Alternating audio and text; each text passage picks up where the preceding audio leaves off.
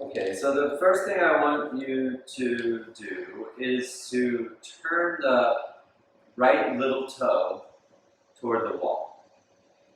So you're externally rotating through your right leg to turn your right little toe toward the wall. Good, okay, I see that happening.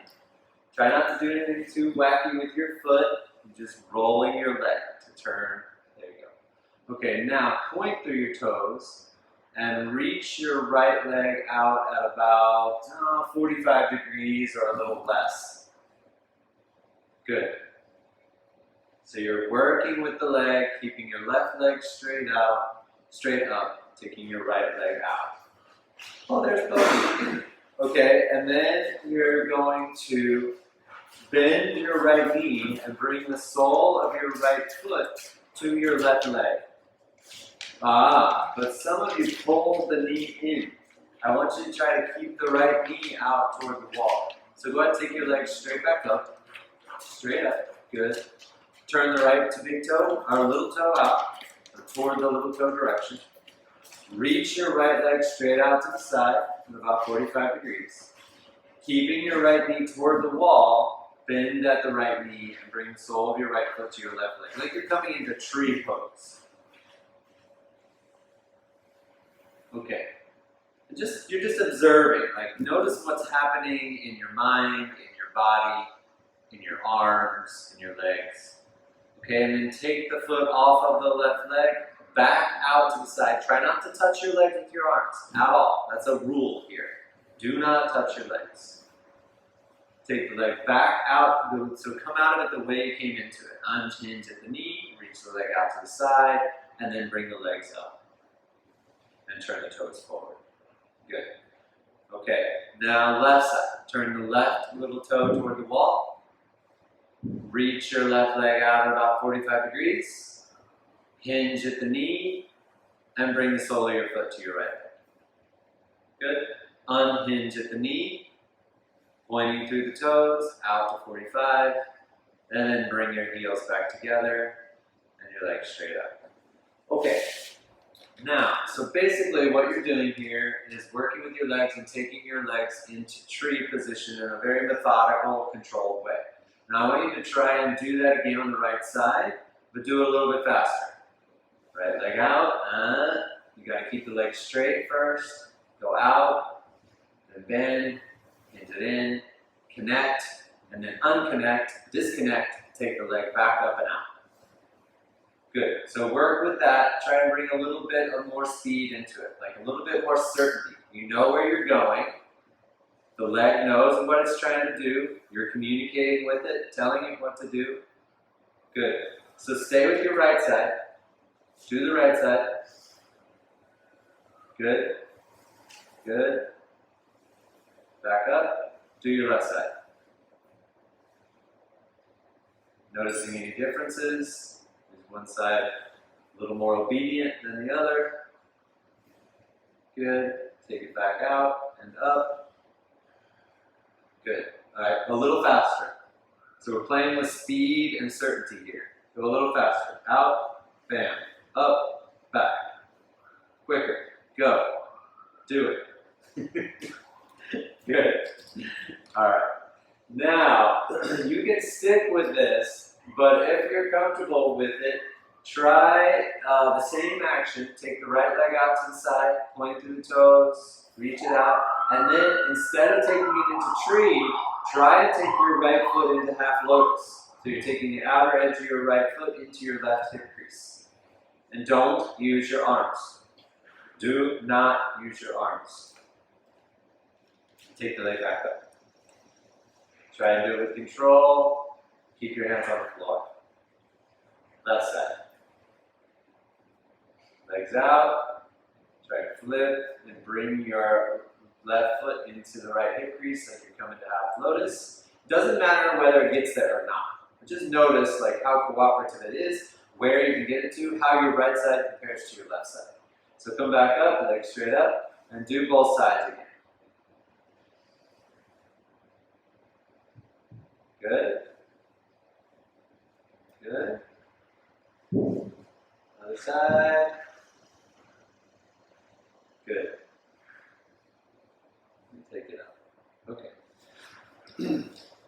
Now just go ahead and pull your knees in and come onto your seat.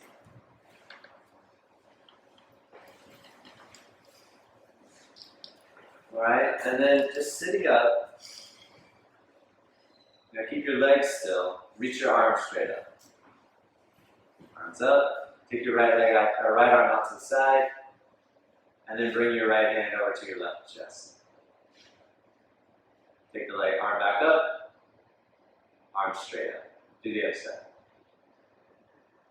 Left hand out. Right chest across. Back up. Okay, hands down. So, what did you notice when you're working with your legs? Did they do what you were telling them to do?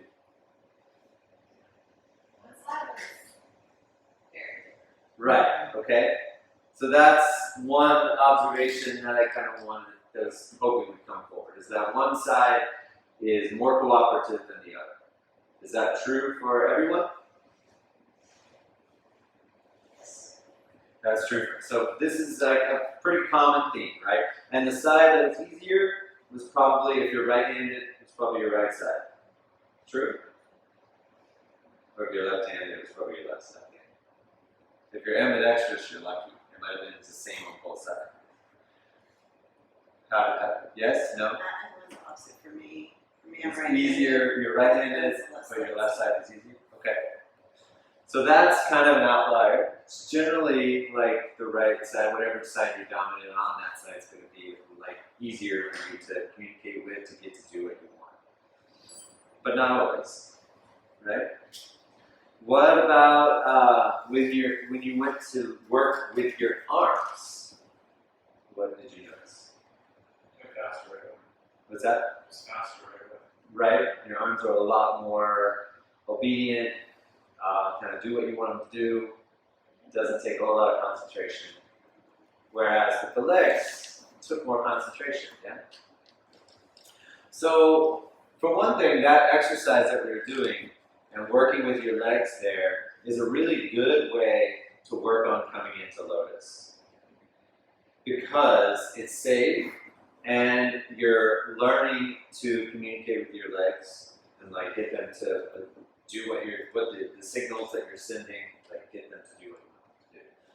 Also, it's really, really good to take your arms out of the equation when you're trying to do work with your legs. So what I see a lot in your practice is your arms dominating your practice, right? So the legs need to do something, and your arms, your hands, are going to put them there, right? Instead of your leg doing the thing that it needs to do on its own. So something that you can do that will vastly elevate the kind of mindful, the mind work side of your practice, as well as the physical dexterity, the ability, the development of that inner communication, the safety of your practice, is to start teaching your legs, allowing your legs really. In a lot of cases, it's just allowing them to do their own work. When the legs do their own work, they become smarter, they become more intelligent. So that, hence, is the leg intelligence that we're working to develop.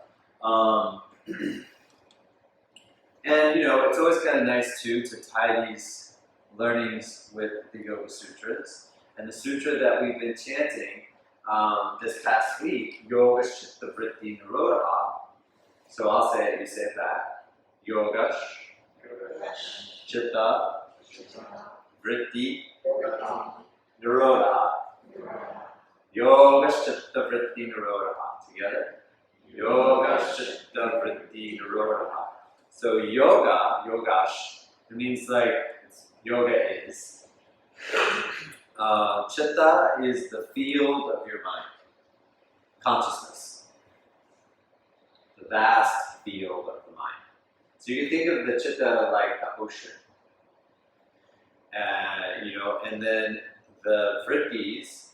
Vritti means like fluctuation, And it's referring to the thoughts and the movements on the field of your mind. So if you think of it like the waves on the ocean. Nirodha, it means to suspend.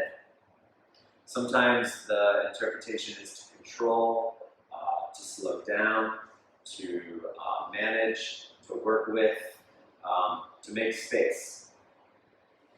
So what we're looking to do, or stillness, to bring to stillness. So you can translate Yoga Chitta Vritti Nirodha as yoga is mind work, or mind control. Patabi Joyce would say yoga is mind control. You can also translate it as yoga is the stilling or the stillness of the mind. So the stilling in that it's the process, the practice that we do to work with the mind and to manage it and become more understanding and familiar with the mind and maybe create space, create stillness. So that stillness is extremely valuable, that spaciousness. And that allows for the mind control. And the mind control then applies to things like getting your legs to do their own work.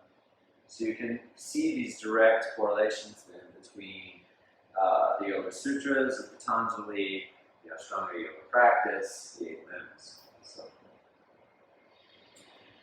forth. So when you are moving through your practice, there are ample opportunities then to start letting your legs do their own work, and that creates the best patterns, the safest patterns, the biggest growth patterns for reestablishing and overcoming old habits of effectiveness in your practice. So in your transitions, for example, is a really good place then to start working on this. So a lot of times, coming into and out of seated postures in particular, we kind of default to the arms and letting them do the work, and just automatically start grabbing our legs and yanking them around and putting the legs into the postures. But you can just as effectively do these things without ever touching your leg.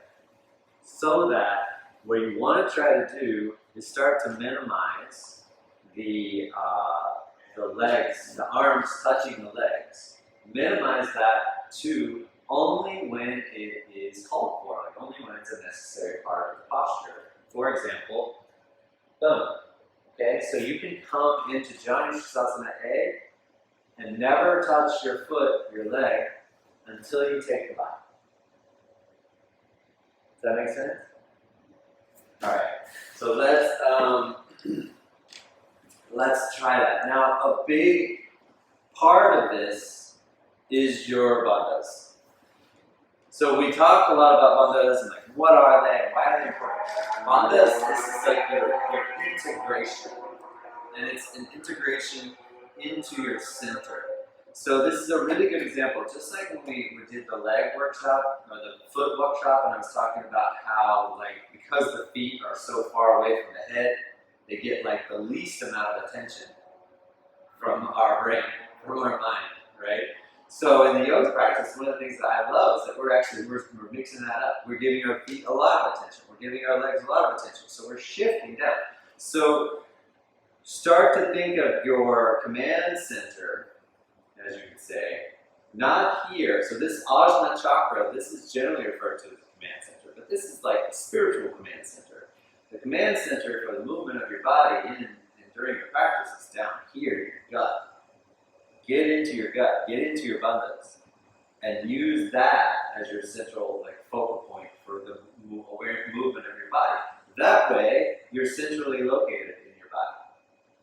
So your legs and your arms are moving from the same initiation point.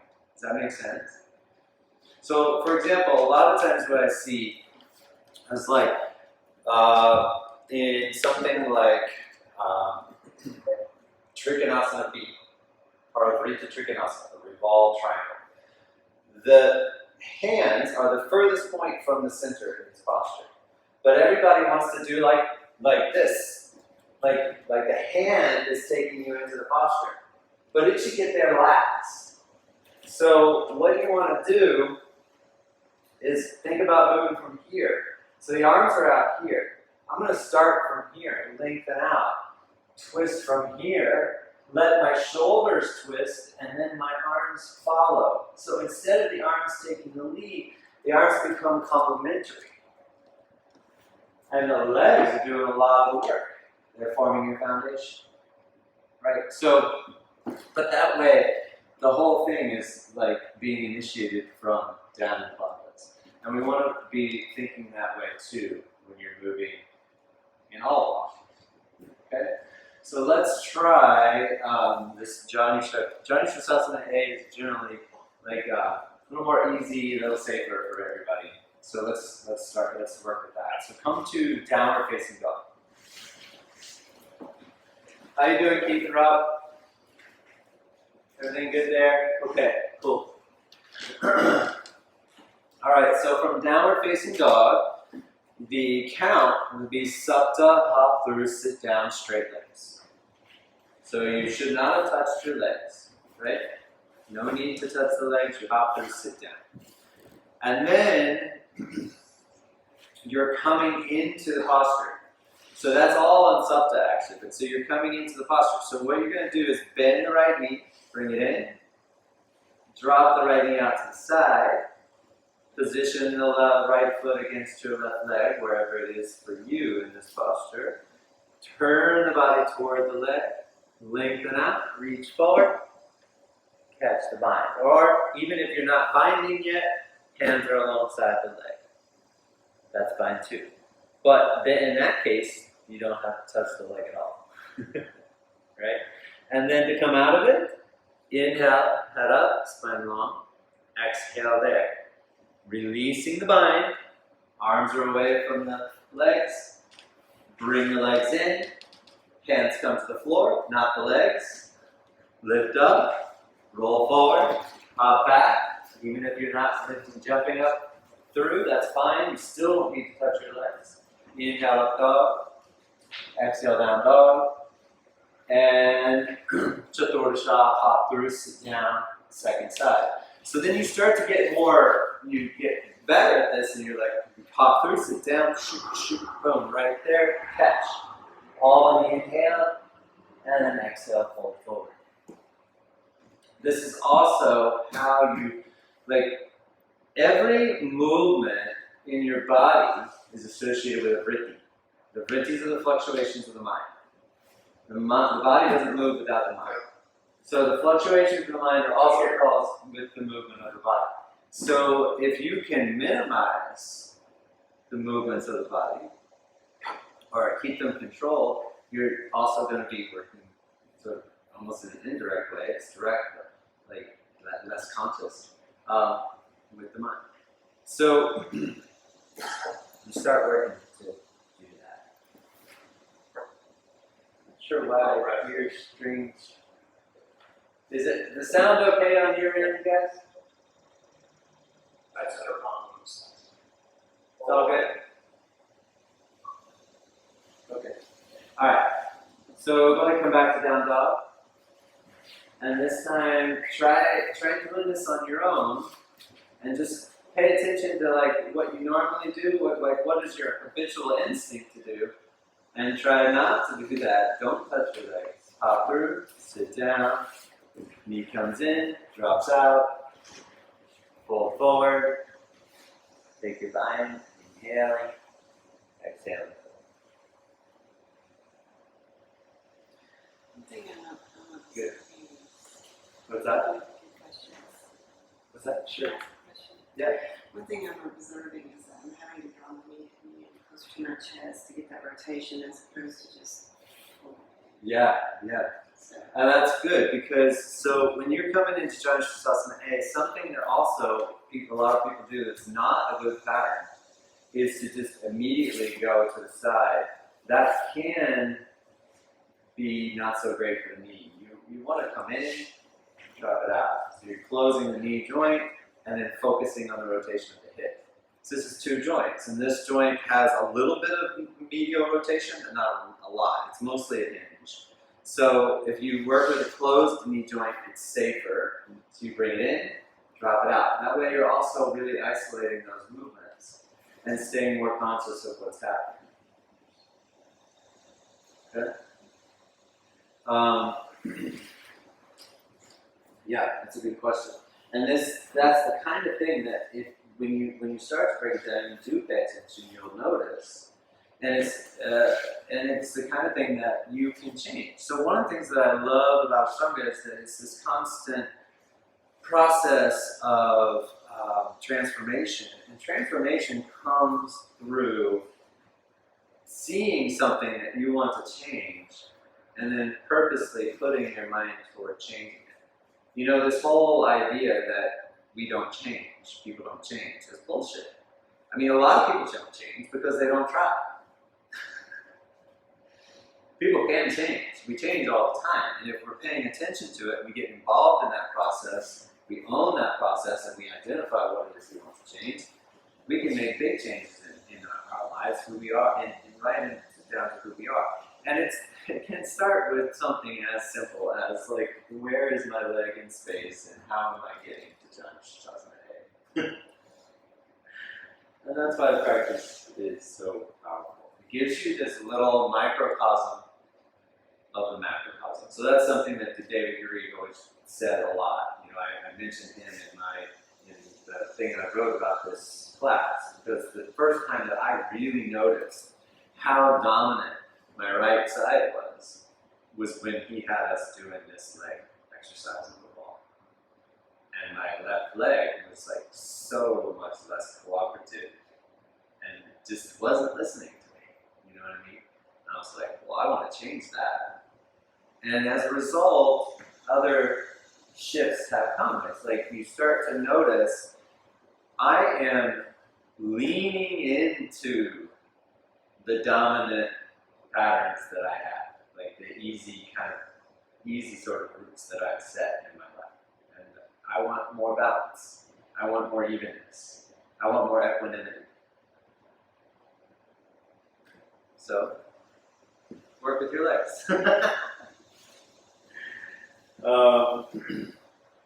Okay, so just start taking notice of when you default to using your arms, and it can be a lot, and see if that's necessary. And you know, you can just start whittling away at that a little bit, and it will really change the landscape of your practice, because that's where, like, the count has become so important, and the meditative quality of practice elevates whenever you start getting into this kind of subtle aspect of your practice and move with more certainty, more confidence, and less unnecessary movement, less fidgeting, less kind of running away from the things that we don't want to do, that sort of thing. You know? The other thing to notice too is that on Friday I came in and I was like, it's been hot, right? Like, we're sweating more. And so one of the natural tendencies in that sort of situation is to start reaching for the towel, right? So I've been, the towel asana starts to become a whole life of its own here in the room. And I notice it too even in myself. Sometimes I'm stalling. Like, I don't want to do work on kapotasana, so I'm going for the towel and I'm doing all these other things.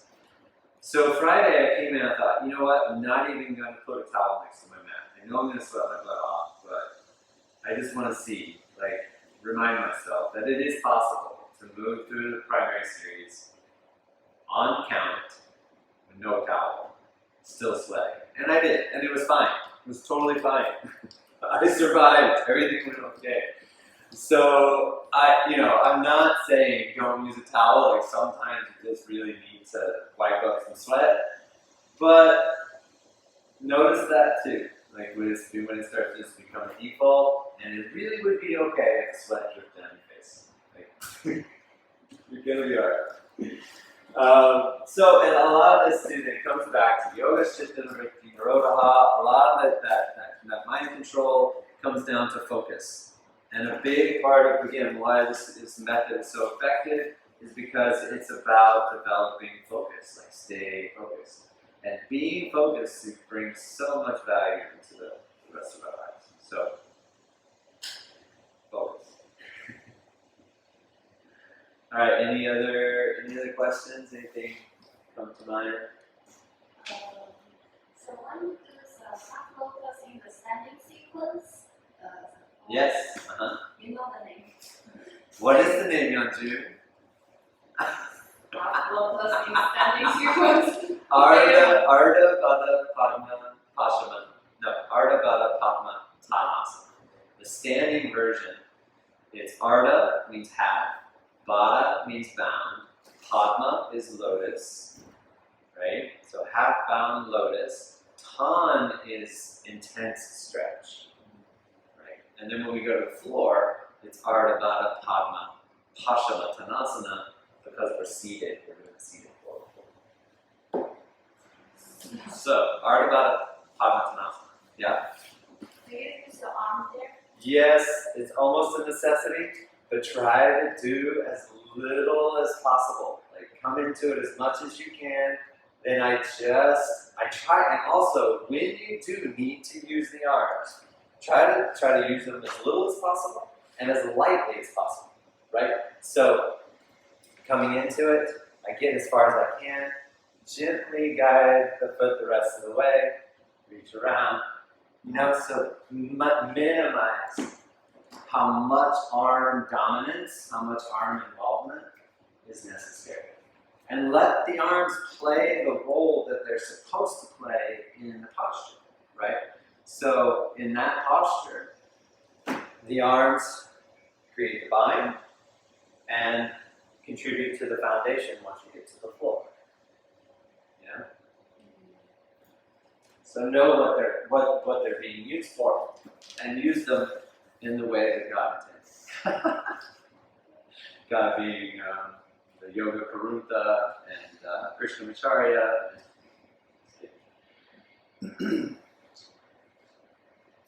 Anything else? Is this helpful?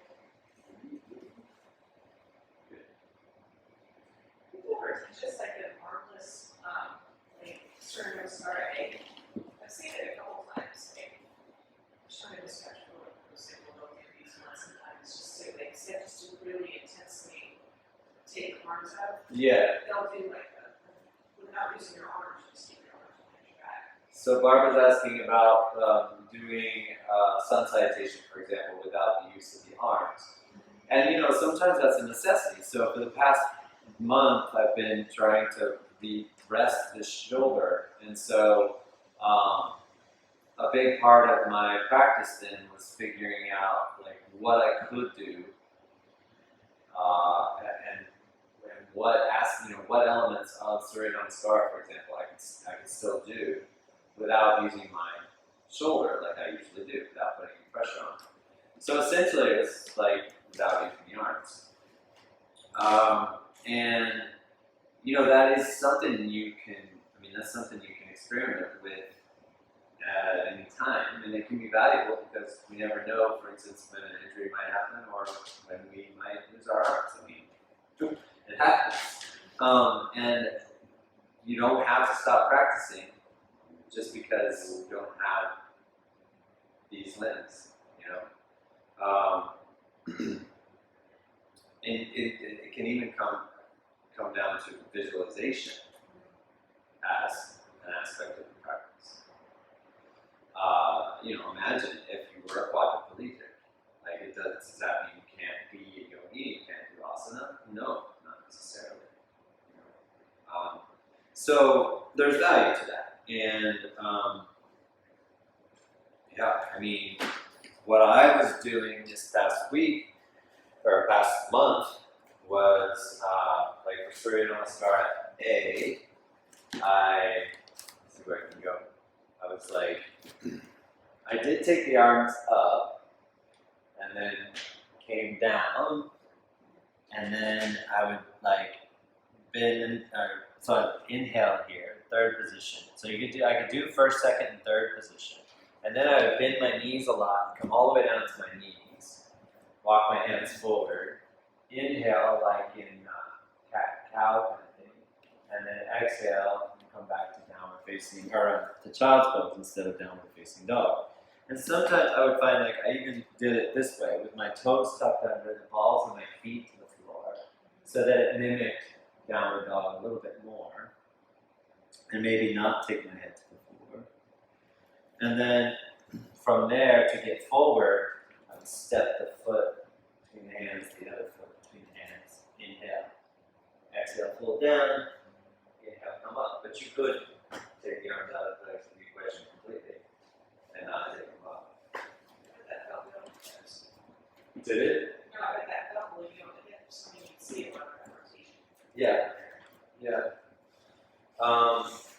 I mean, doing that kind of thing can really be a great teacher, a great way to learn and to figure out how to be able to work with someone when they do have a limitation and still want practice. Because what you want to do is be able to make people feel like it's possible. What's up? Yeah, I think I have an interesting anecdote with respect to that. Okay. Rob and I were getting ready to go on a yoga retreat with Ariel to Spain, Uh-huh. and suddenly I had to have a bicep reattachment surgery. Oh. So I was in a sling the whole yoga retreat, Uh-huh. and Ariel did all these great modifications, including like a downward dog, stacking 2 blocks at the front of my mat for the arm that was in a sling. So that shoulder was resting on the blocks while my other arm was down. Yeah. Right, Ariel's great with physical therapist. So Yeah. she knows all this stuff. And applications he's super good at. But I was able to go through the whole retreat with my right arm, my dominant arm in a sling, and still get tons of benefit from the retreat. So that was, modification, and it wasn't my usual thing, right? Right, and that's awesome. And I mean, the thing is that actually sometimes things like that can create, they open up a new door to working with the mind. Because in those situations, your mind is less at ease.